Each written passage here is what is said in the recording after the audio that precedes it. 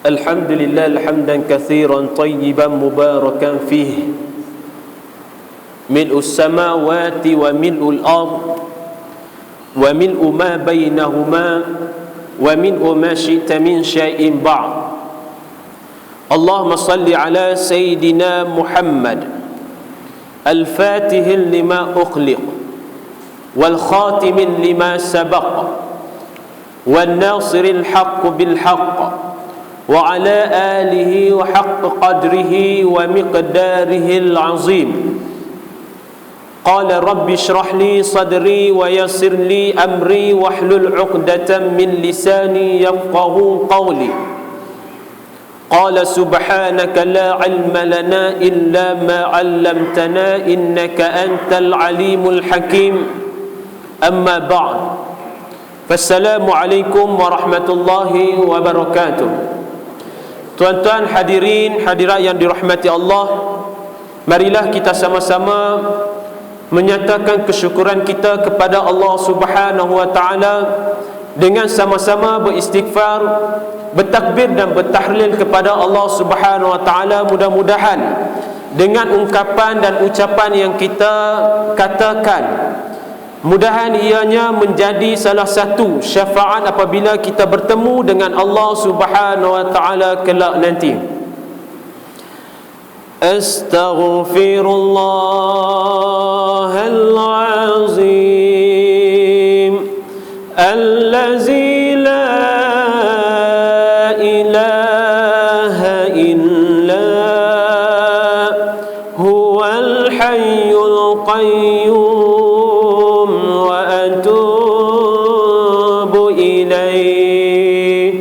Astaghfirullahal azim allazi la ilaha illa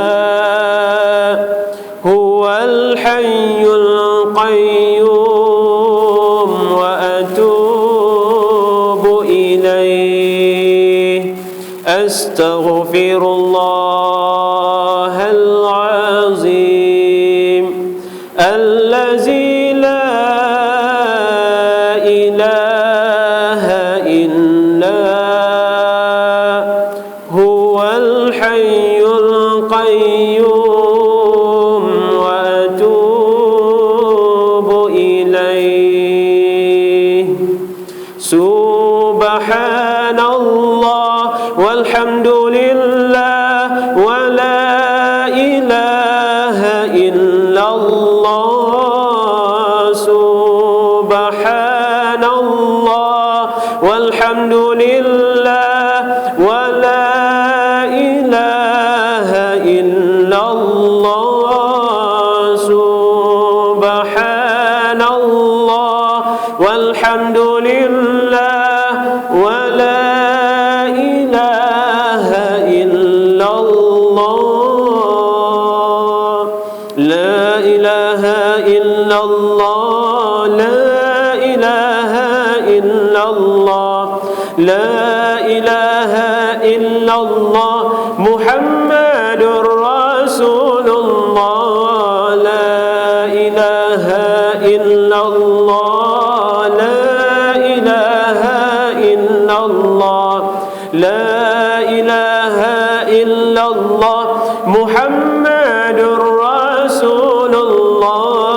La ilaha illallah, la ilaha illallah, la ilaha illallah, Muhammadur Rasulullah. La ilaha illallah, la ilaha illallah, la ilaha illallah, Muhammadur Rasulullah. Alhamdulillah. Alhamdulillah, mudah-mudahan dengan apa yang kita lafazkan dan apa yang kita ucapkan daripada lisan kita, ianya menjadi salah satu daripada pemberat bagi timbangan apabila kita bertemu dengan Allah Subhanahu wa taala kelak nanti.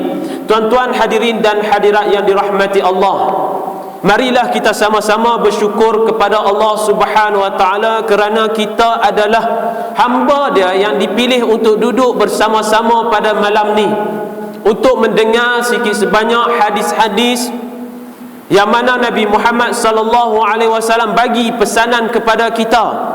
Kemudian kita baca kitab yang mana hadis-hadis yang menceritakan tentang tubuh badan Nabi Muhammad sallallahu alaihi wasallam, tentang sunnah-sunnah yang mana yang kita boleh buat untuk menambahkan ibadat kita kepada Allah Subhanahu wa taala, untuk kita kasih lebih kenal kepada Nabi Muhammad sallallahu alaihi wasallam. Dalam kitabnya, kitab Syama'il Muhammadiyah, menceritakan tentang kepribadian Nabi Muhammad sallallahu alaihi wasallam.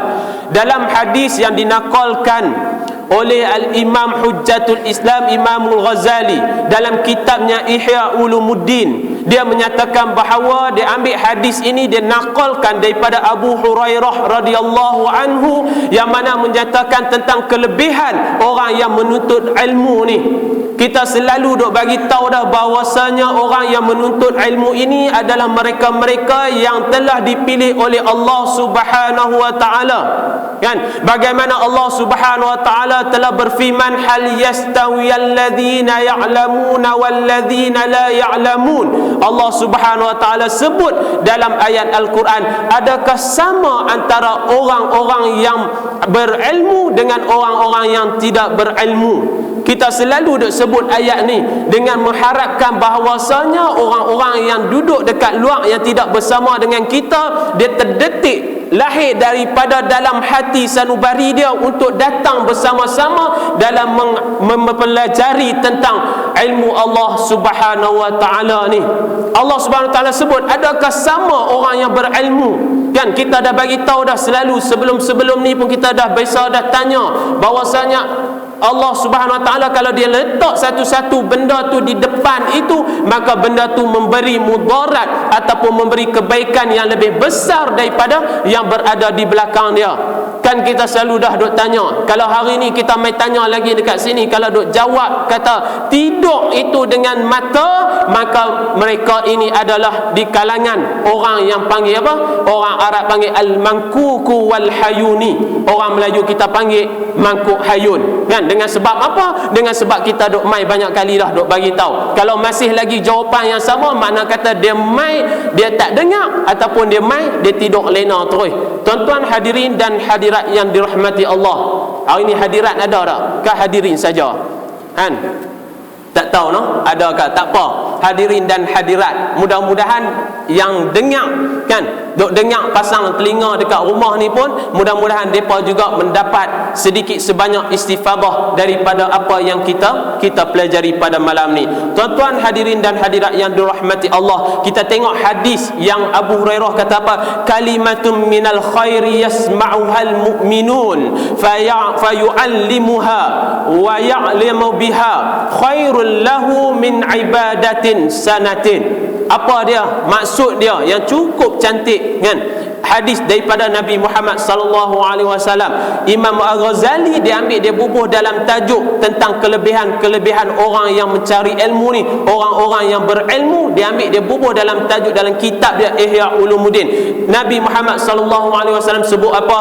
Kalimatun minal khairi yasma'uhal mu'minun. Satu kalimah, satu perkataan atau satu pengajaran yang baik minal khairi yasma'uhal mu'minun, yang mana perkataan itu didengari oleh orang mukmin, kemudian fayu'allimuha, kemudian depa ni orang yang dengar tentang kalimah-kalimah yang baik ini mengajar kepada orang lain, fayu'allimuha wa ya'malu biha, kemudian dia ni beramal pula dengan ilmu yang dia dapat daripada perkataan-perkataan yang dia dapat itu, khairul lahu min ibadatin sanah, bahwasanya ialah terlebih baik daripada dia ni beramal selama selama setahun dengan amalan-amalan an-nawafil, dengan amalan-amalan yang sunat. Bahwasanya seseorang tu dia dapat ilmu, kan, dia belajar satu perkataan yang baik itu, kemudian dia guna untuk diri dia, kemudian dia sampaikan kepada orang lain,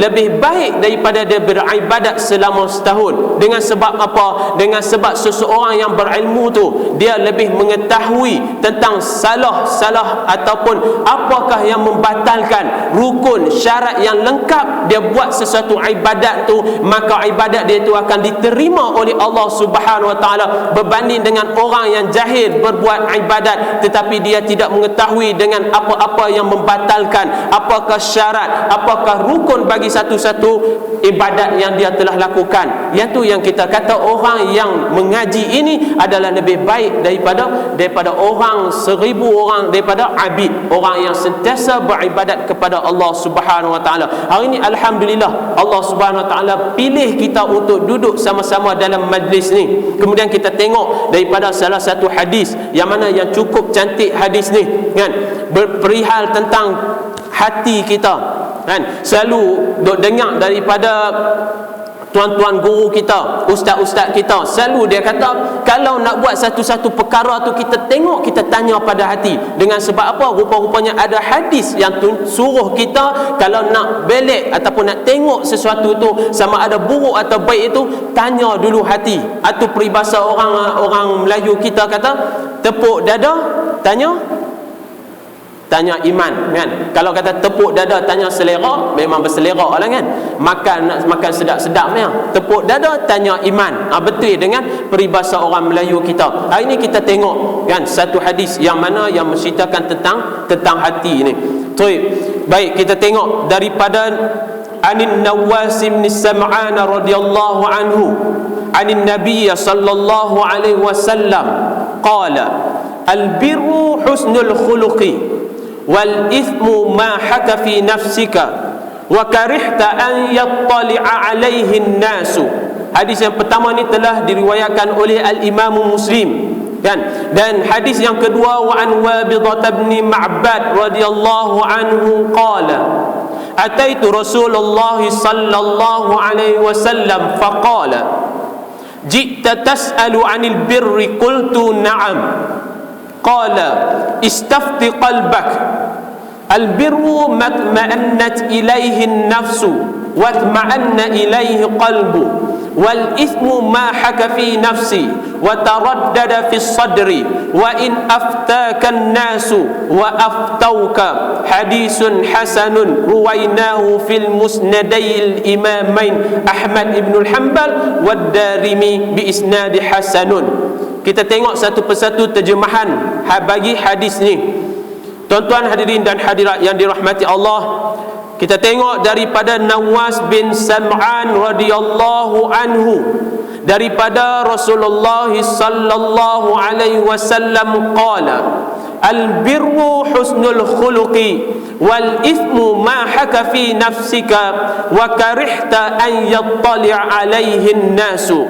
Maka Nabi Muhammad sallallahu alaihi wasallam telah bersabda kepada kita, kebaikan itu adalah akhlak yang baik dan dosa adalah apa yang terasa mengganggu jiwamu dan engkau tidak suka jika diketahui oleh manusia.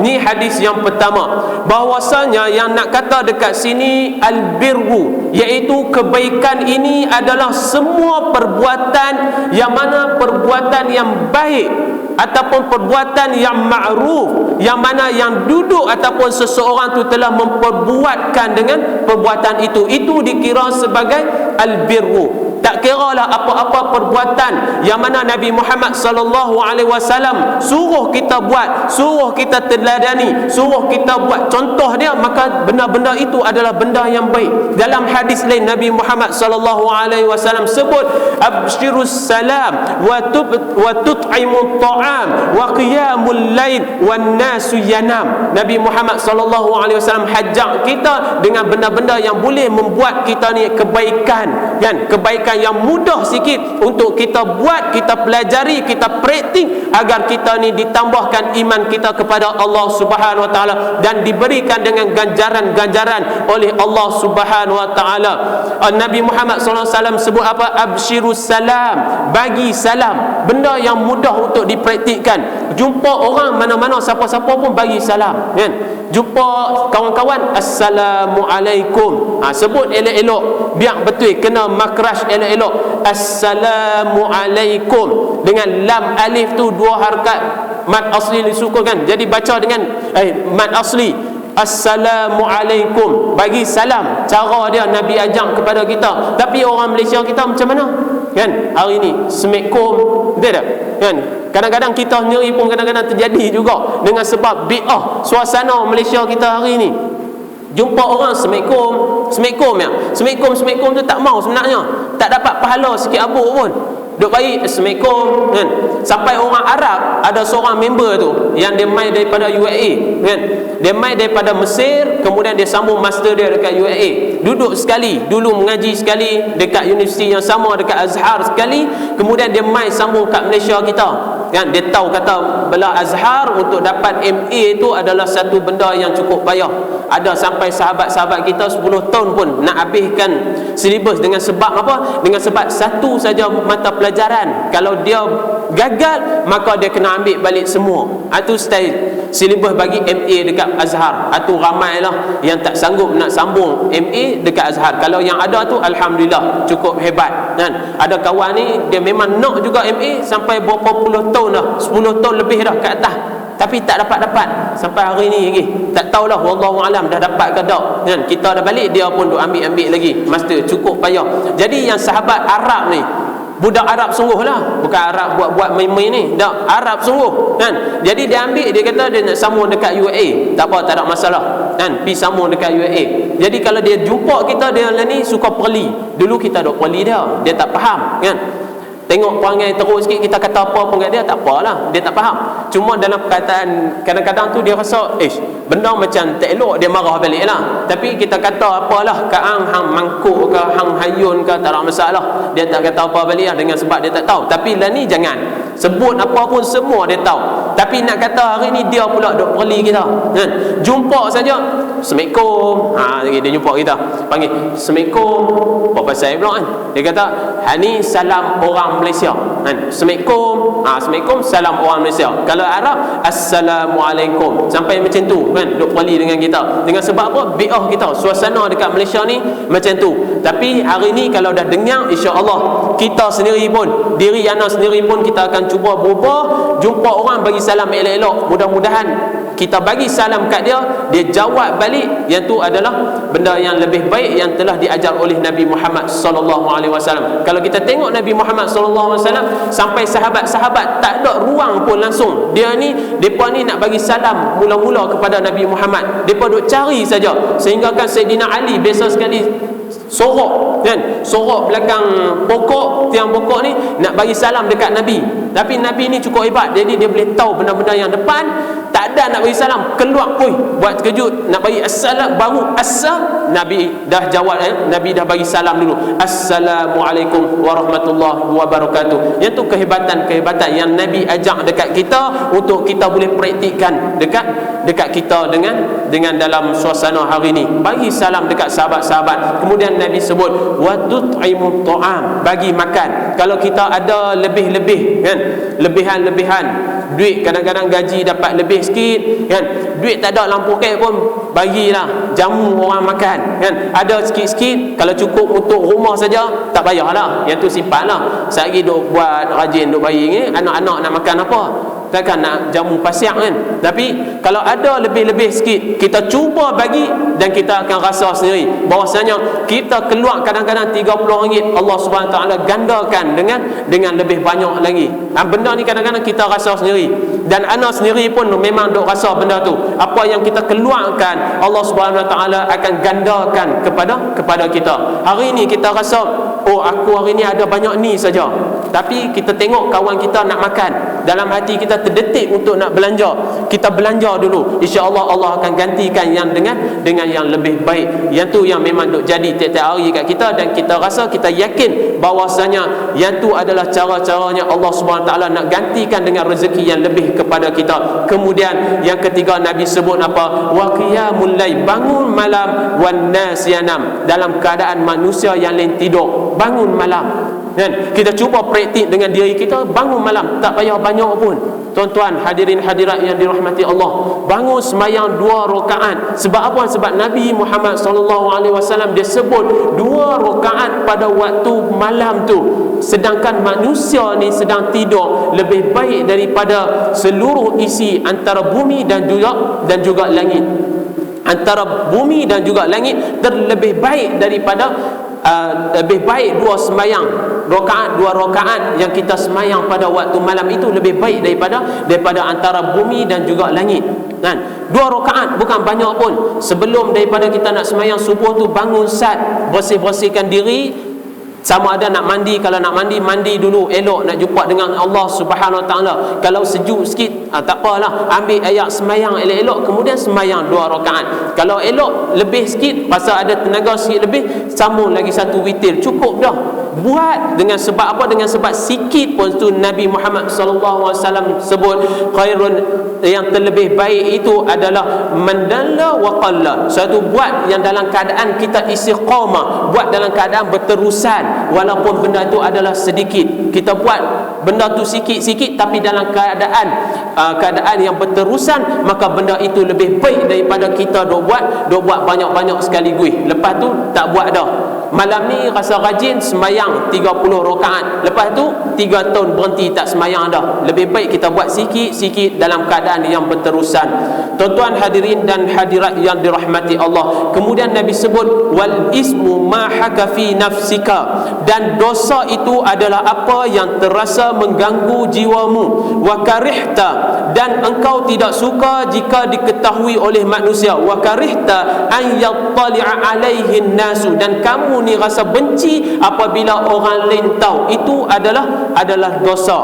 Kan? Iaitu daripada maksud ini, maka alim ulama, kan, imam-imam yang besar-besar telah menyebut bahawasanya mereka telah membuat satu definisi bagi dosa itu. Menurut daripada Imam Al-Qurtubi, maka dia mengatakan perbuatan yang mana yang layak bagi seseorang itu untuk dicela, maka itu adalah dikatakan sebagai dosa. Kalau buat satu-satu perbuatan tu orang tengok, orang akan mencela, itu dikira sebagai dosa. Ada tak kita pergi duk ambil barang orang, curi barang orang, orang nak puji, oi baguslah, dia kata anak mat tu. Dengan sebab apa? Dengan sebab dia duk curi barang kita, jadi kita tak payah dah duk pergi hantar kepada kedai besi buruk apa dah, depa dah ambil, kan? Ada kita nak buat macam tu kalau orang curi, kan?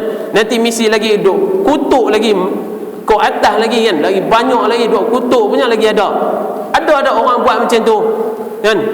Kalau orang main duk mencuri ke, berzina ke, yang tu mesti benda yang mana kalau orang tengok orang akan celak. Maka itulah yang didefinisikan, yang dikatakan oleh Imam Qurtubi bahawasanya sesuatu benda ataupun sesuatu perbuatan yang layak untuk mendapat celaan, maka benda itu dianggap sebagai dosa. Adapun kalau kita tengok pendapat ataupun daripada definisi yang telah dinyatakan oleh Ibnu Hajar Al-Asqalani, kan, seorang imam yang cukup besar, Ibnu Hajar Al-Asqalani, dia kata semua perbuatan yang mana yang jahat ataupun buruk, maka benda itu adalah dikira sebagai dosa. Sama ada benda perbuatan jahat atau buruk itu yang besar ataupun perbuatan itu kecil, maka ia dikira sebagai dosa. Iaitu antara 2 orang ta'rif telah memberi satu penegasan tentang apakah itu dosa, kan? Jadi dalam hadis ni Nabi Muhammad SAW ajak kepada kita, kalau kita nak tahu apakah itu dosa, maka kalau kita nak buat, dia rasa dalam diri dia tu ada satu gangguan jiwa, kan?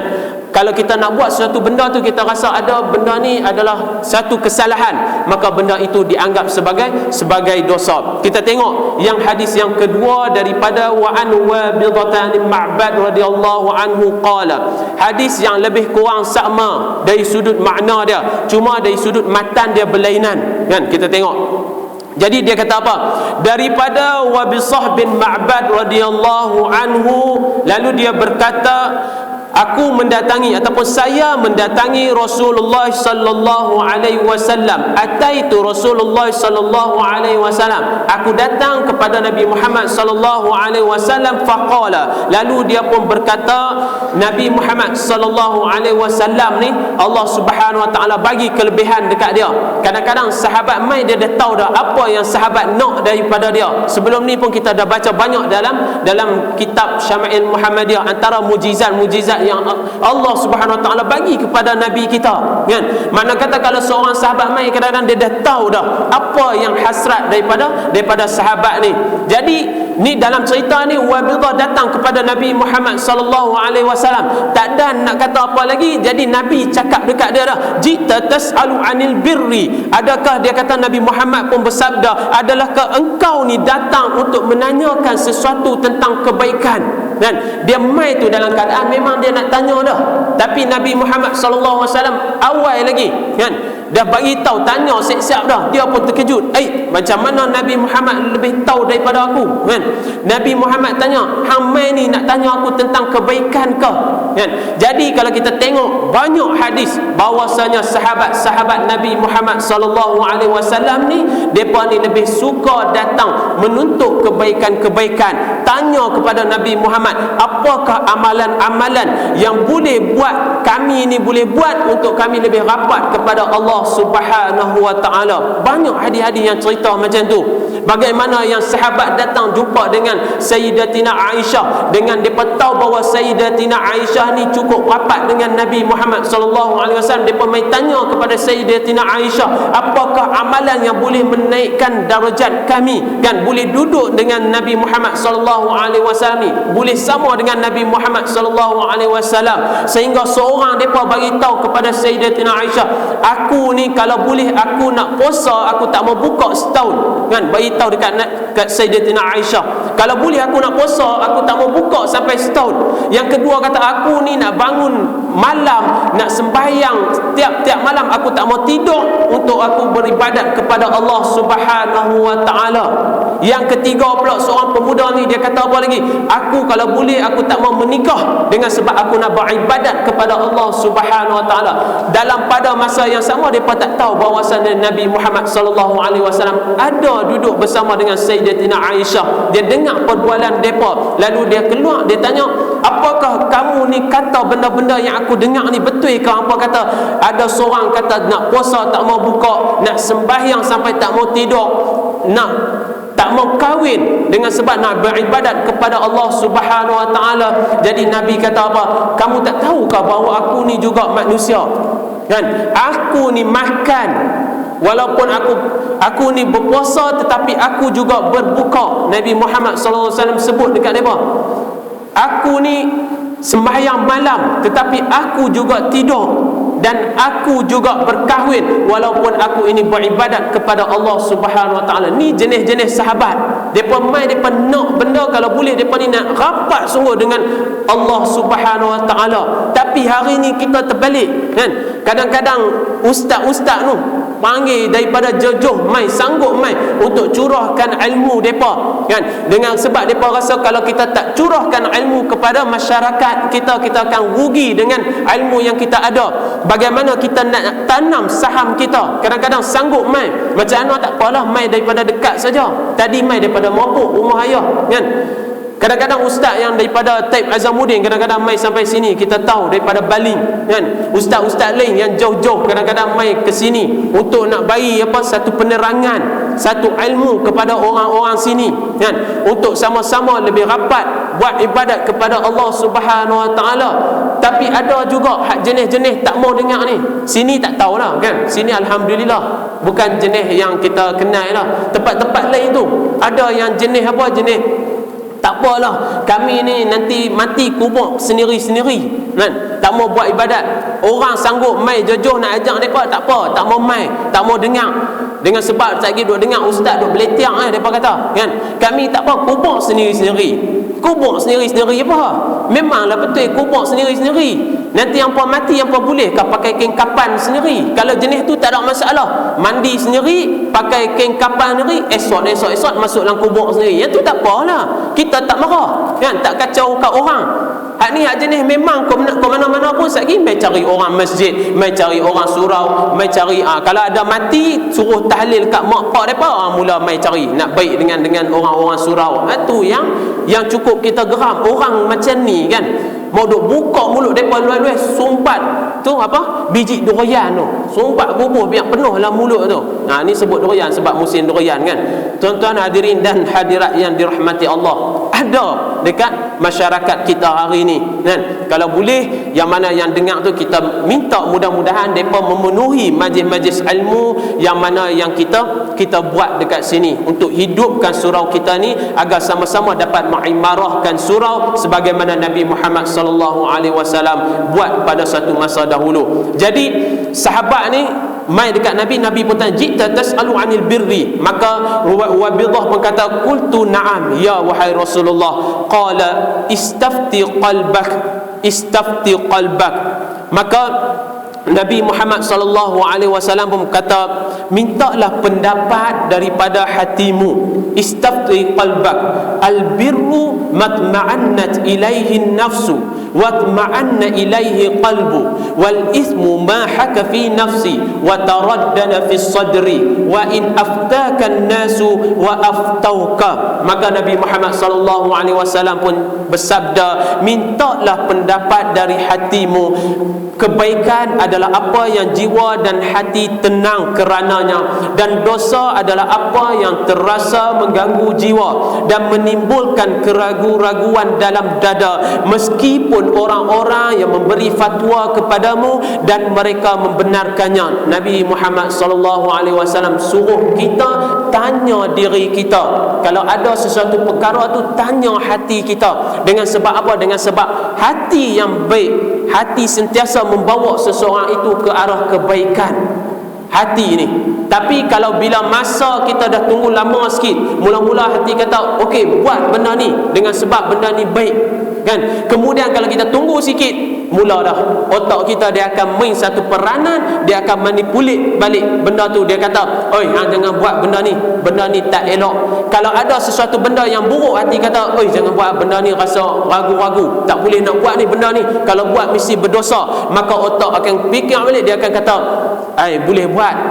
Otak kita tu jangan tanya otak. Itu Nabi Muhammad sallallahu alaihi wasallam suruh awal-awal mula-mula kalau nak buat satu perkara, tanya hati dulu. Sebab hati itulah tempat yang mana Allah Subhanahu wa taala bagi, dia hanya membawa kita kepada kebaikan. Dengan sebab itulah Allah Subhanahu wa taala suruh kita selalu untuk jaga hati kita. Dan tempat yang Allah Subhanahu wa taala akan tengok, lihat nanti pada hari akhirat adalah hati kita. Allah Subhanahu wa taala sebut apa? Innallaha la yanzuru ila suwarikum wa a'malikum walakin yanzuru ila qulubikum wa atqakum. Nabi Muhammad sallallahu alaihi wasallam sebut bahwasanya Allah Subhanahu wa taala tidak akan tengok ataupun tidak akan lihat kepada rupa paras kamu.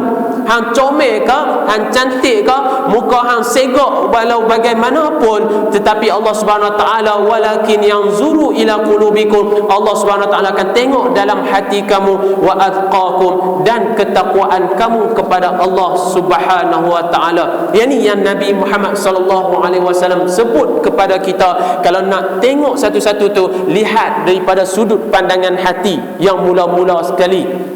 Yang ni selalu ustaz-ustaz kita ataupun syekh-syekh anak sendiri pun dia selalu pesan kepada kita, kalau nak tengok satu keburukan tu, tanya pada hati. Kalau hati rasa ragu-ragu, tinggal benda tu terus. Kalau hati ada satu gusar, satu macamnya kan, tinggal terus benda tu kan. Kalau hari ni tu yang kita pelik tu, bagaimana seorang tu boleh fikir kan. Hati mereka tak tahulah, hati orang lain-lain macam kan. Rambut sama hitam, hati lain-lain warna. Betul tak? Tu yang bagaimana orang boleh fikir kan, untuk bawa mai 2 ekor panda tu. Boleh tak terfikir sikit kita ni, 2 ekor panda bawa mai kat Malaysia ni. Wih, makan, belanja berapa puluh juta, rumah saja 25 juta, buat mai untuk panda 25 juta, untuk kos nanti habis 72 juta lebih kurang untuk 2 ekor panda saja, nak buat mai duduk dekat Malaysia kita ni. Hati-hati mereka tanya, kok mungkin mereka kata, oi, ada satu pula yang buat keluar kata, alhamdulillah kita buat mai panda, kita tak payah pergi luar negara dah. Jimat kos kita untuk kita pergi tengok panda dekat luar negara. Oi, hai.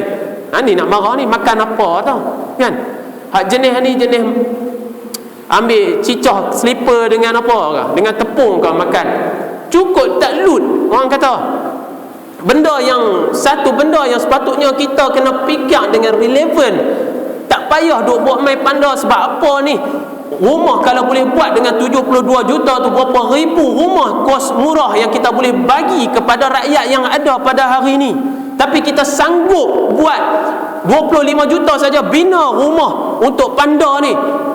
Walhal kalau kita tengok hari ni cukup ramai yang duduk berselerak, duduk tak ada rumah kan, nak makan tak cukup, orang susah cukup banyak, tapi sanggup depa ni buat mai panda ni. Satu yang masalah yang ada pada hari ni, tuan-tuan hadirin dan hadirat yang dirahmati Allah.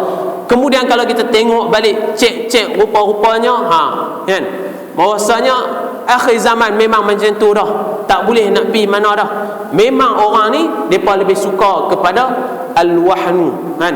Ada satu penyakit yang Allah Subhanahu Wa Taala campak dalam diri depa ni, al-wahnu. Kemudian orang tanya, apakah wahnu tu Rasulullah? Nabi Muhammad sallallahu alaihi wasallam pun sebut benda itu adalah wa karahiyatul maut, takut dengan mati, dan hubbud dunya wa karahiyatul maut, itulah penyakit al-wahnu. Hubbud dunya, suka kepada dunia, wa karahiyatul maut, dan takut kepada mati. Depa ni nak kepada dunia, pandang kepada dunia, tak nampak dah balasan-balasan kepada akhirat ni kan. Yang tu kita tak tanya lagi, yang tu terai nanti kita tengok kan, tentang hati kita ni kan. Kita jaga hati kita, mudah-mudahan hati kita ni dapat mengajak ataupun menyeru kita untuk pergi kepada sesuatu yang lebih baik lagi. Yang tu kita tak baca lagi, yang tu tak tahulah. Dengan kita tengok hari ni yang berita yang macam-macam kan, coklat Cadbury apa sebagainya kan, dapat berita tak bahawasanya Cadbury tu ada yang dua daripada jenis dia tu yang ada campuran dengan babi tu, yang kadang-kadang kita makan sehingga kan hati kita ni tak boleh nak memandu kita dah. Hatu kadang-kadang kita buat sesuatu tu tidak berdasarkan kepada hati, dengan sebab campuran-campuran benda tu. Saya kata ustaz tak makan, ustaz pun tengok kadang-kadang teliung mana tak teliung, campur badam apa sebagainya, kita pun tak tahu benda tu. Hatu kadang-kadang benda, satu-satu benda kita tanya dengan hati kita. Ada kadang-kadang coklat yang kita tengok sedap, tapi kadang-kadang hati kata, oi, benda ni macam ada campuran-campuran lain, maka benda tu kita tinggal. Tuan-tuan hadirin dan hadirat yang dirahmati Allah, insya-Allah cukuplah untuk hadis ni penghuraian dia. Mudah-mudahan kita boleh guna hadis ni untuk kita jadikan pedoman dalam hidup kita, kita jadikan panduan dalam hidup kita, sebagaimana yang Nabi Muhammad sallallahu alaihi wasallam pesan kepada Wabidah bin Ma'bad ni, istafti qalbak. Kalau ada satu-satu perkara yang berlaku tu, maka tanya hati dulu, jangan tanya dengan otak kita. Dengan sebab apa? Hati membawa kita kepada kebaikan, dan otak kita ni hanya boleh membawa kita kepada kebinasaan. Tuan-tuan hadirin dan hadirat yang dirahmati Allah, kita sambung kitab kita Syama'il Muhammadiyah dalam bab cara Rasulullah sallallahu alaihi wasallam merapikan rambut dia. Qala musannif rahimahullah ta'ala wa nafa'ana bihi wa bi ulumihi fid darain amin ya rabbal alamin.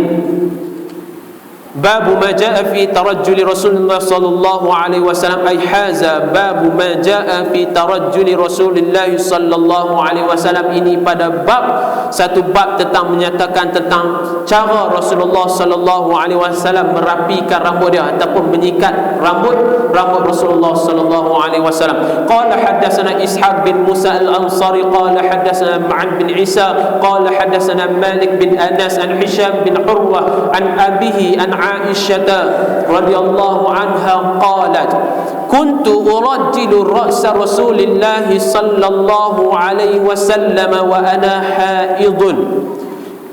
Sayyidatina Aisyah kata apa?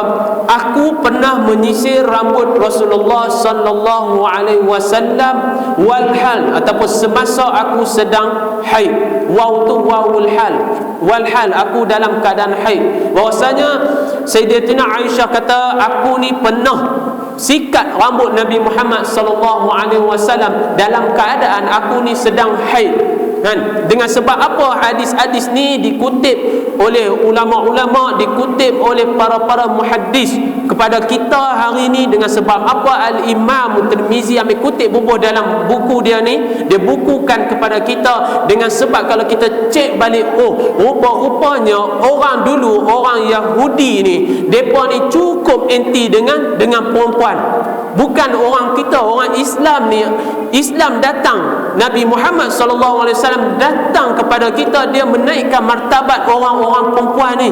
Adapun kalau orang Yahudi, mereka dengan orang perempuan, mereka cukup tolak. Dan kalau perempuan ini dalam keadaan haid, mereka cukup benci dengan orang perempuan dalam keadaan yang haid. Kalau kita tengok kisah-kisah mereka, bagaimana orang Yahudi ni, kalau perempuan duduk dalam keadaan haid, mai saja haid, mereka akan asingkan. Ada yang setengah mereka kurung dalam bilik lain, ada yang setengah tak bagi masak langsung, tolak. Orang perempuan tak boleh berkhidmat kepada seorang lelaki dalam keadaan dia haid. Mereka rasa cukup menjijikkan perempuan dalam keadaan haid. Adapun Islam bila mai dia ajak kita bahawasanya perempuan ni walaupun duduk dalam keadaan haid, dia pesan satu ya, jangan buat benda tu. Kan? Jangan buat benda tu. Adapun benda lain tak ada masalah. Nabi Muhammad sallallahu alaihi wasallam dalam kisah, kadang-kadang Nabi Muhammad dia suka duduk tidur atas paha Sayyidatina Aisyah. Kan? Dalam hadis lain kalau kita tengok, Nabi Muhammad sallallahu alaihi wasallam ni seorang yang romantik, kan? Dia balik, dia tidur atas paha Aisyah, Aisyah akan sikat rambut dia. Tu, kalau kita boleh buat tu tuan-tuan, kan? Sehari balik try tengok pergi duduk, kan? Kita tengok depa nak buat ke mana. Kalau hak muda tak ada masalah lah, kan? Kalau hak nak, tapi tak apa, try tengok lah, nak try. Hari ni dengan sebab mengaji kitab Syama'il ni, nak ikut dengan sunnah-sunnah Nabi Muhammad sallallahu alaihi wasallam, sehari pergi tepuk paha dia sat, letak kepala, tengok dia nak buat mana. Dia jungkit naik ke? Dia tolak pergi jatuh tergolek ke? Tak tahu. Kalau kata dia duduk ni, dia sikat pula rambut, alhamdulillah, kan? Balik cerita kat depa, Sayyidatina Aisyah tadi ustaz tu kata, abang dia kata Nabi Muhammad sallallahu alaihi wasallam ni dia suka pergi tidur atas riba Sayyidatina Aisyah, dan Sayyidatina Aisyah akan ambil sikat rambut, kan? Sagi terapi buat, tengok depa nak kata apa. Ni abang awak duk buat gatai hari ni, nampak macam satu macam ni, kan? Nak apa? Mereka nanti tanya macam tu lah, kan? Nak apa ni? Ada apa-apa ke? Kau nak tambah satu cawangan lagi ke? Tak lah, kan? Jadi Nabi Muhammad SAW macam tu. Dengan sebab Yahudi ni, mereka akan mengasingkan perempuan-perempuan mereka dalam keadaan haid, mereka akan asingkan, kan? Kalau kita tengok dalam hadis ni juga, maka ulama telah berkata, ulama telah buat satu garis panduan bahawasanya setiap isteri ataupun seseorang perempuan ni, dia harus untuk berkhidmat pada suaminya dalam keadaan dia tu datang haid bulan.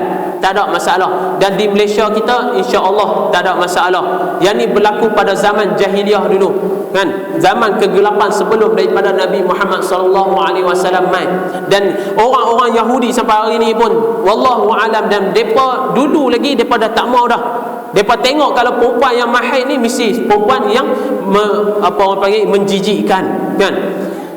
Kemudian kalau kita tengok daripada hadis ni, kan, Nabi Muhammad sallallahu alaihi wasallam ni dia satu sikat dia, kan? Sikat Nabi Muhammad sallallahu alaihi wasallam ni diberi nama sebagai aj. Ain alif jin, ajun. Itu sikat, nama bagi sikat Nabi Muhammad sallallahu alaihi wasallam yang diperbuat daripada apa? Daripada kalau kita tengok kulit kura-kura hak belakang dia yang kerah tu, kan? Yang tu Nabi Muhammad SAW ambil sikat tu diperbuat daripada kulit kura-kura tu, hak yang belakang yang kerah tu, kan? Hari ni kita ada sikat macam-macam dah, kan? Kalau nak balik nak try buat tak ada masalah, ambil jumpa kura-kura, ambil buat sikat tengok. Dengan sebab apa? Nak ikut Nabi Muhammad SAW. Tapi kalau kita niat untuk ikut dengan Nabi Muhammad SAW, ianya akan menjanjikan menjanjikan dengan kebajikan kepada kita. Buat apapun niat aku ni nak ikut Nabi Muhammad sallallahu alaihi wasallam. Kalau kita buat kerana orang, benda tu tak kira sebagai kebajikan di sisi Allah Subhanahu wa taala. Kemudian yang kedua, kita tengok hadis yang kedua pula. قال حدثنا يوسف بن عيسى قال حدثنا وكيع قال حدثنا الربيع بن صبيح عن يزيد بن أبان هو الرقاشي عن أنس بن مالك قال كان رسول الله صلى الله عليه وسلم يقصر دحن رأسه وتسريح لحيته ويكسر القناع حتى كأن ثوبه ثوب الزيات. Bahwasanya Anas bin Malik radhiyallahu anhu kata apa? Kita jumpa sebelum ni pun banyak dah hadis riwayat daripada Sayyidina Anas bin Malik ni. Dengan sebab apa? Kita biasa dah cerita bahwasanya Anas bin Malik ni adalah khaddam kepada Nabi Muhammad sallallahu alaihi wasallam. Daripada umur 10 tahun sehinggalah Nabi Muhammad sallallahu alaihi wasallam wafat, dia duduk bersama dengan Nabi Muhammad sallallahu alaihi wasallam. Jadi banyak hadis-hadis yang berkaitan dengan Nabi Muhammad ni dia yang riwayatkan. Dan antara perawi hadis yang banyak sekali adalah, di antaranya adalah Sayyidina Anas bin Malik. Sayyidina Anas dia kecil, masa kecil-kecil budak ni, kalau masa dia kecil kan, dia boleh nak cerita dekat orang tu dan dia cerita sesuatu yang benar kan. Adapun sahabat-sahabat lain, kalau kita baca dalam kitab Syama'il ni, kita tak jumpa, ataupun payah sekali lah kita nak jumpa dengan sahabat-sahabat yang besar kan. Tentang Sayyidina Umar ke nak sebut tentang Nabi Muhammad sallallahu alaihi wasallam, tak ada.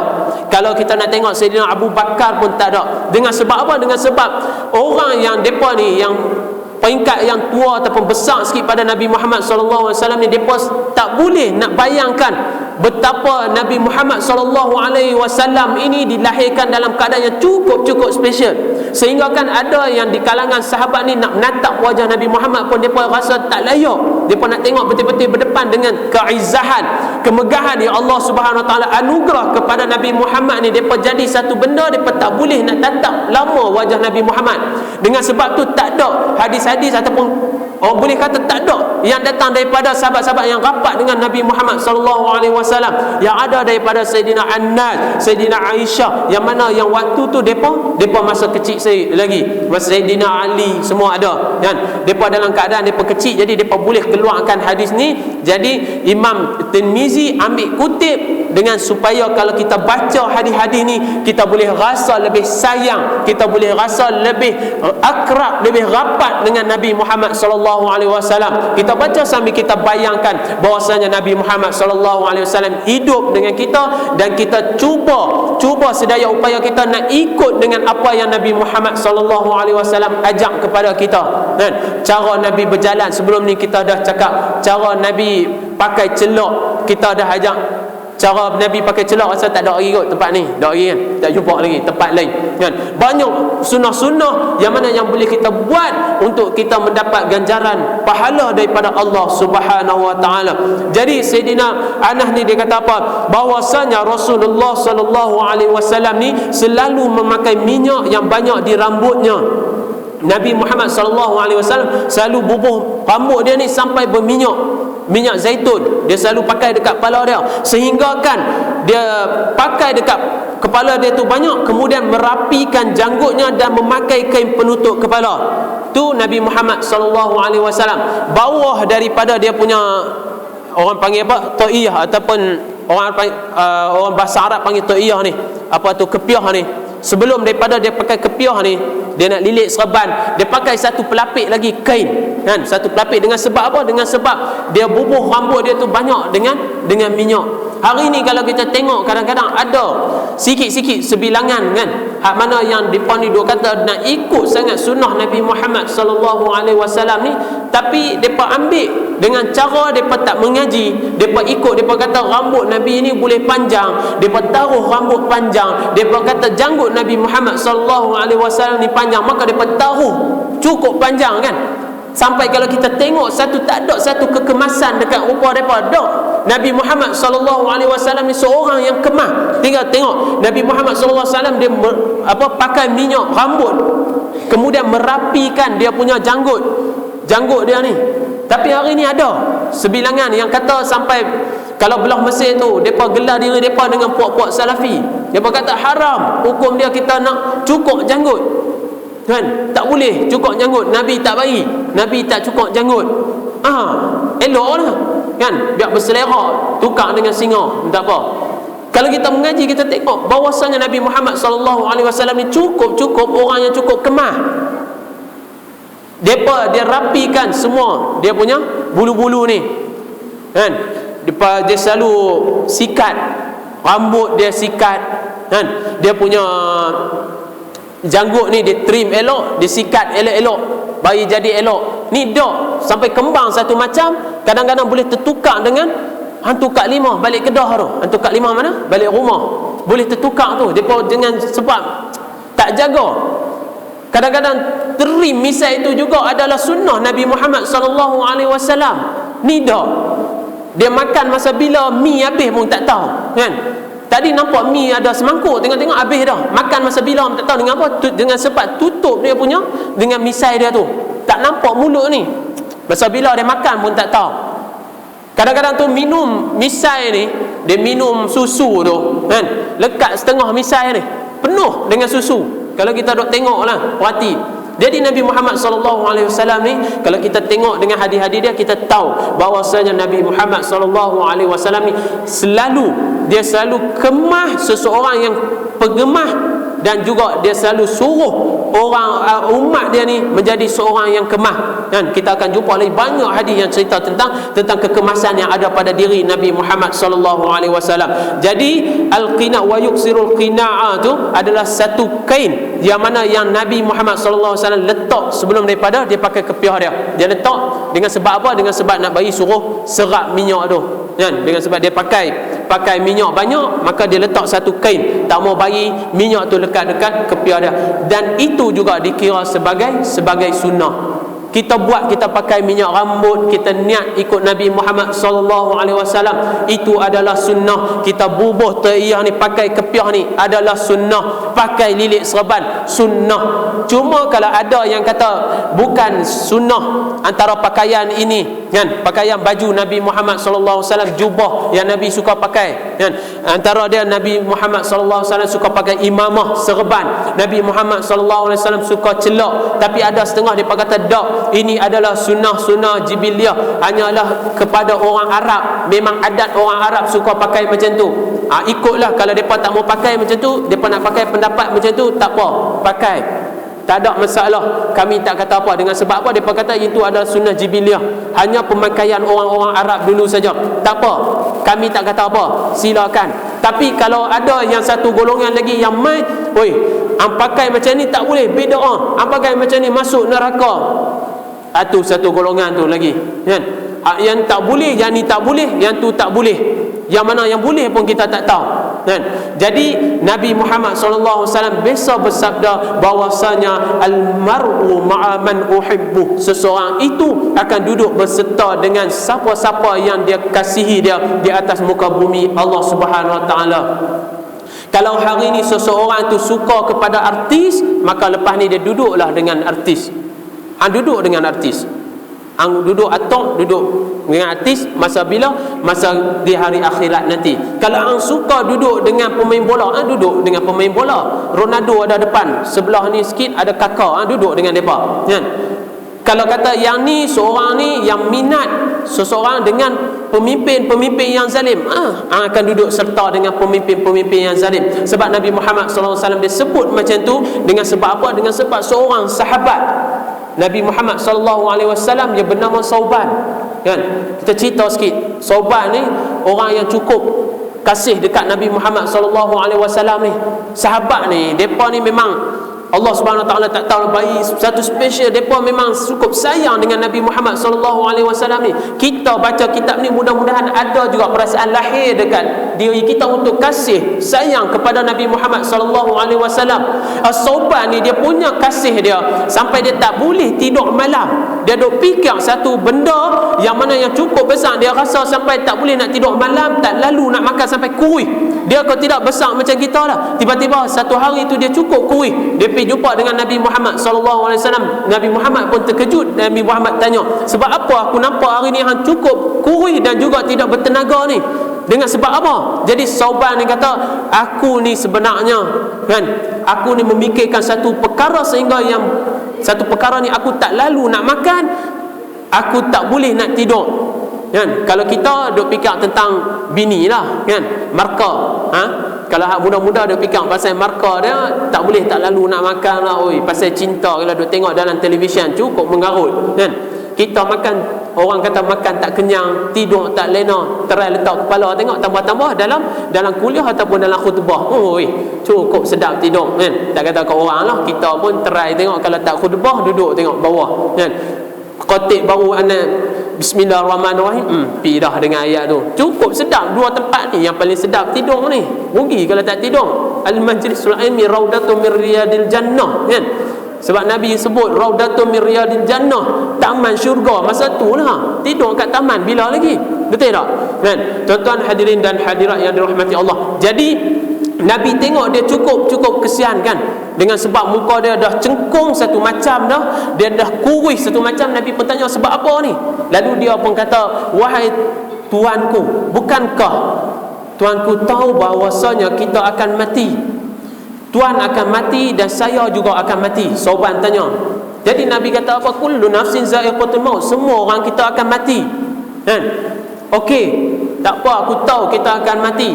Jadi aku nak tanya, bolehkah aku akan duduk dengan Tuan semasa aku duduk di dunia ni, masa mati nanti bolehkah aku duduk dengan Tuan kan, dekat masa di syurga nanti macam ni, boleh tak aku duduk? Sedangkan kalau kita tengok hadis-hadis sebelum ni, Tuan sebut bahawasanya orang-orang daripada Nabi kan, para Nabi ini akan duduk di satu tempat yang khusus, di tempat martabat yang tinggi, dan aku ini adalah hamba yang biasa, mungkin aku akan duduk di bawah dan aku tak boleh duduk bersama kamu wahai Rasulullah. Sauban tanya macam tu kepada Nabi Muhammad sallallahu alaihi wasallam. Nabi terkejut kan, terkedu, tak tahu nak jawab apa.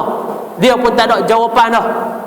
Sehingga kan Nabi pun balik saja macam tu lah, tak boleh nak jawab.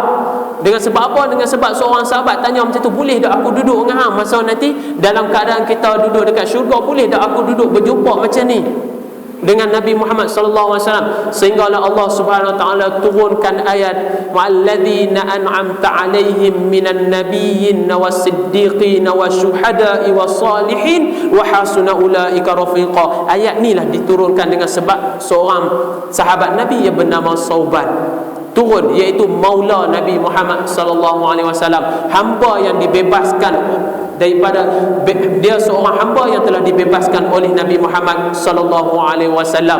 Jadi Sauban ni, Nabi Muhammad besok tu pergi cerita dekat kepada Sauban ni bahwasanya kamu ini ada tempat dia akan duduk berserta-serta dengan para nabi wasyuhada dan kepada para syahid wassalihin dan orang-orang soleh. Maka hari tu dia pun suka, dia pun jadi macam biasa balik. Apa tu, dia punya kehidupan seharian dia jadi macam biasa balik.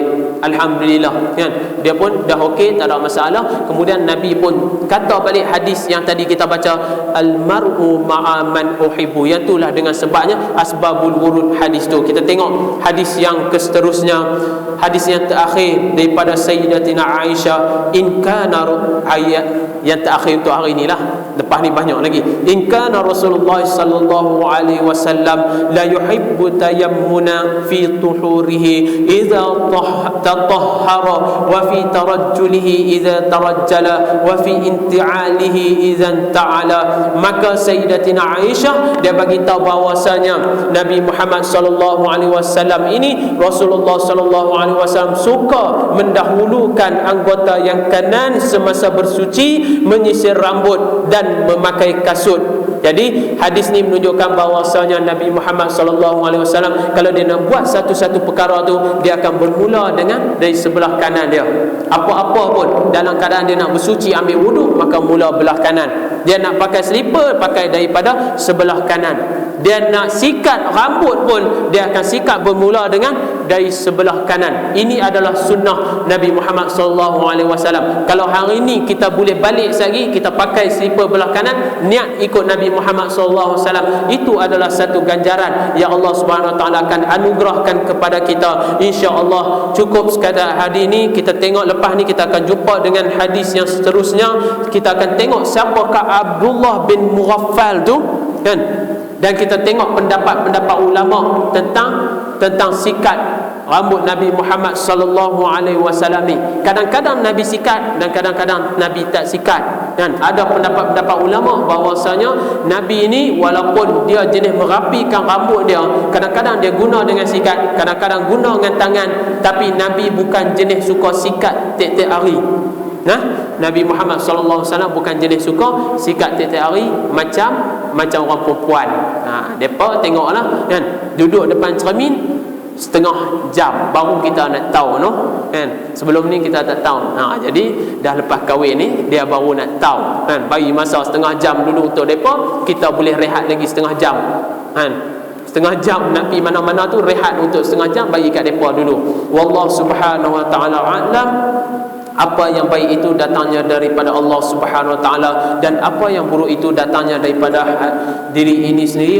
Walhal benda itu tetap datang daripada Allah Subhanahu Wa Taala.